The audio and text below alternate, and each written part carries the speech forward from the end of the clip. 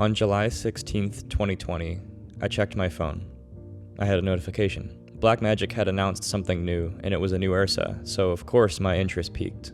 As you probably could have guessed, I'm a pretty big fan of the URSA miniseries from Blackmagic. They're just great tools for filmmaking.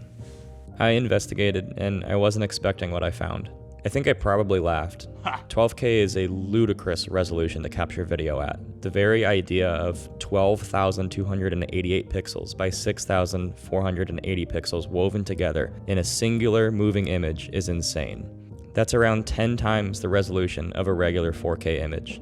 Every single frame has more resolution than a picture taken with a Sony a7R5, 19 more megapixels. The URSA 12K launched at $10,000 body only, and now it costs just over $6,000. I probably laughed again. It's just like Blackmagic to design a camera this ridiculous and then only charge like 50 cents for each horizontal pixel.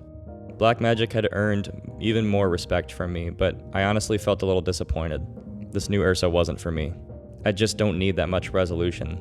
This is a camera made for super high quality productions and visual effects, not a freelance filmmaker like me. I went on with my day.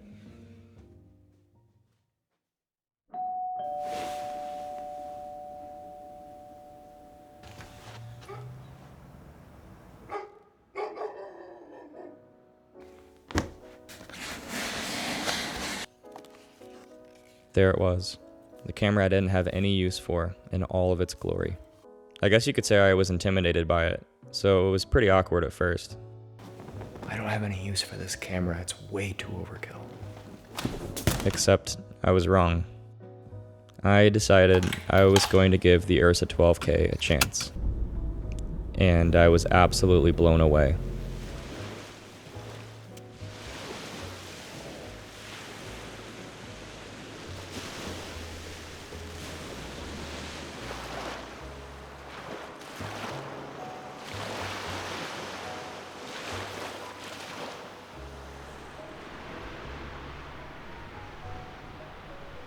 The Blackmagic URSA 12K has a quiet humility to it.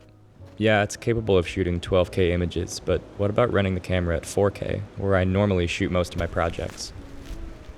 The image is super detailed, but not actually too detailed. The dynamic range is huge, but tones are gently transitioned, and the roll-off is well handled. The image is organic.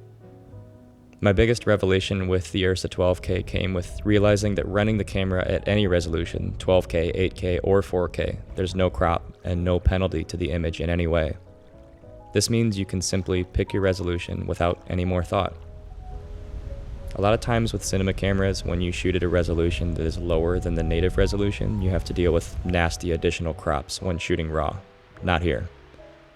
Actually, as far as I'm concerned, the image actually gets better at lower resolutions, because dropping down to 8K and 4K means that rolling shutter effectively disappears because of how fast the readout is. As you would expect, the noise is granular and filmic, allowing for overcranking if you're into that. Overall, the image out of the URSA 12K is truly spectacular. Of course, if you want to shoot maximum resolution, you can do that. The URSA 12K will let you shoot up to a ridiculous 12,288 by 6,480 pixels, and up to 60 frames per second. When you downscale to 8K, you can shoot up to 120 frames per second, and at 4K, we can shoot up to 240 frames per second. Not too shabby. Here's a full list of resolutions and frame rates. Also, it's worth noting that the crop factor of this sensor is actually 1.3 times instead of the traditional 1.53 times of an APS-C sensor. I actually think this is really cool. It's almost like a middle ground between Super 35 and large format sensors. CineD clocks the sensor at collecting around 12 stops of usable dynamic range at a signal-to-noise ratio of 2, and this is a great result. Low light performance is fine, but you can't necessarily use this camera for night vision. Like many of the URSAs before it, the 12K performs best when it's given plenty of light.